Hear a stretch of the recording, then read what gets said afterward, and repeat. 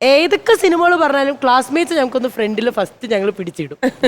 കാരണം അത്രയ്ക്കും ഭയങ്കര നൊസ്റ്റാൾജിക് മൊമെന്റ്സ് നൽകുന്നതാണ് പാട്ടുകൾ. എക്സ്കർഷൻ ഏതെങ്കിലും ഇപ്പൊ ബസ്സിൽ കയറി പോകുന്ന പിള്ളേർ ഇത് പാടാണ്ട് പോവാത്തേ ഇല്ല അല്ലേ? അതായത് കാറ്റാടിത്തളിലും ഫ്രണ്ട്ഷിപ്പ് സോങ്. എലിന അത് മാത്രമല്ല, ഏതെങ്കിലും ഒരു ക്യാമ്പസിലെ ഈ ആരെ എടുത്തു നോക്കിയാലും അതിനകത്തെ കഥാപാത്രങ്ങളിൽ ആരെ പോലെയെങ്കിലും ഒക്കെ ഒരാൾ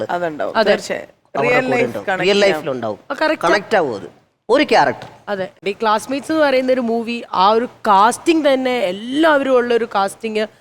ഈ പേരുകൾ, ക്യാരക്ടേഴ്സിന്റെ പേരുകൾ, അല്ലെങ്കിൽ സതീശൻ കഞ്ഞിക്കുഴിയൊക്കെ എല്ലാ കോളേജിലും ഉണ്ട്. അതെ, അങ്ങനത്തെ ഒരു ആ ഒരു ഫോർമേഷനും കാര്യങ്ങളും അതിന്റെ ഒരു ഇതൊന്ന് പറഞ്ഞു തരാമോ? ഈ കഥാപാത്രങ്ങളെ ഫോം ചെയ്യുന്നതിന്റെ ഒരു ഇത്. ക്ലാസ്മേറ്റ്സിന്റെ ആദ്യത്തെ കഥയുടെ ക്രക്സ് സെയിം തന്നെയായിരുന്നു, പക്ഷെ ടോട്ടൽ ആംബിയൻസ് ഒക്കെ പിന്നീട് മാറിയതാണ്.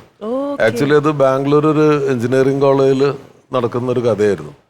അപ്പോൾ അത് സിദ്ദിഖ് ലാൽ സാറിന് ഒരു ഡിസ്ട്രിബ്യൂഷൻ കമ്പനി ഉണ്ടായിരുന്നു, ലാൽ റിലീസ്. അതിൽ അവരോട് ഡിസ്ട്രിബ്യൂഷൻ സംസാരിക്കാൻ പോയപ്പോൾ കഥ എന്താന്ന് ചോദിച്ചാൽ അങ്ങനെ കഥ പറഞ്ഞു.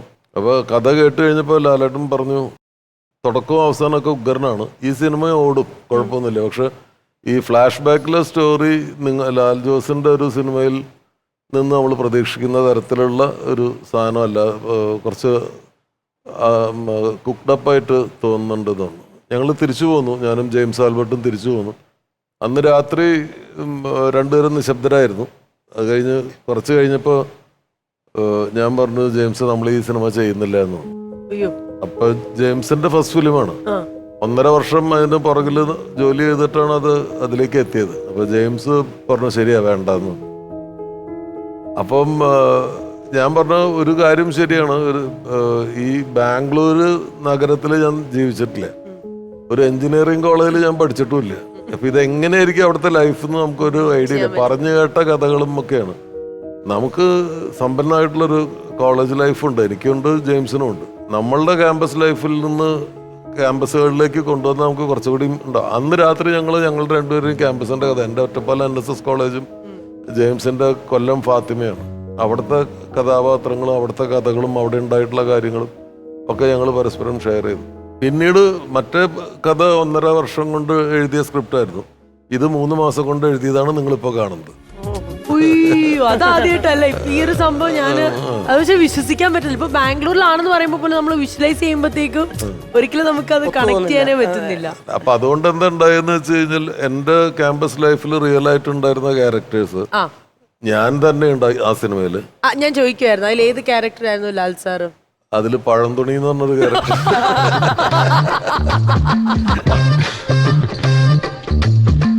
എല്ലാ പെൺപിള്ളേരെയും പ്രേമിക്കുക, അവരൊക്കെ കല്യാണം കഴിഞ്ഞു. ആരെ പ്രേമിച്ചാലും അതൊക്കെ ഇപ്പോഴേ പറയാൻ പറ്റുള്ളൂ.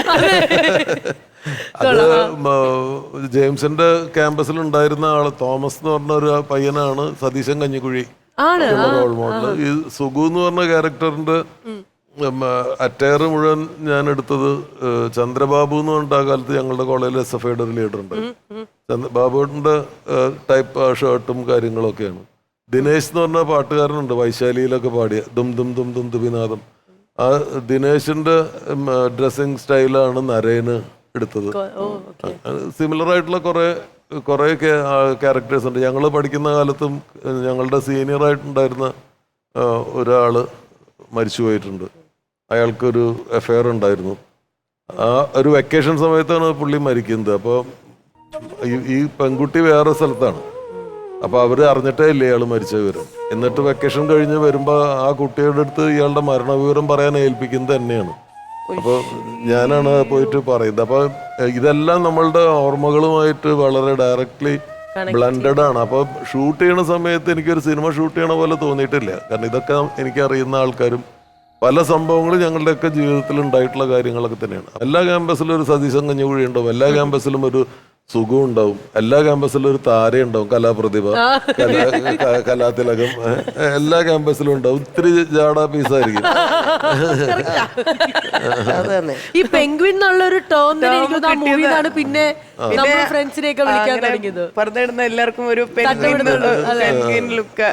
എന്നുള്ള വാക്ക് ശരിക്ക് വന്നത് ഞാൻ സ്കൂളിൽ 4ാം ക്ലാസ്സിലൊക്കെ പഠിക്കുമ്പോൾ ഒരു കോൺവെന്റ് സ്കൂളിലായിരുന്നു. അപ്പൊ കന്യാസ്ത്രീകളെയാണ് നമ്മള് പെൻഗിൻ എന്ന് പെൻഗിന്റെ മാതിരി ഉണ്ടെന്ന് ഞാൻ പറഞ്ഞിട്ട് എനിക്ക് അതിന് ചീത്ത കേട്ടിട്ടൊക്കെ ഉണ്ട്.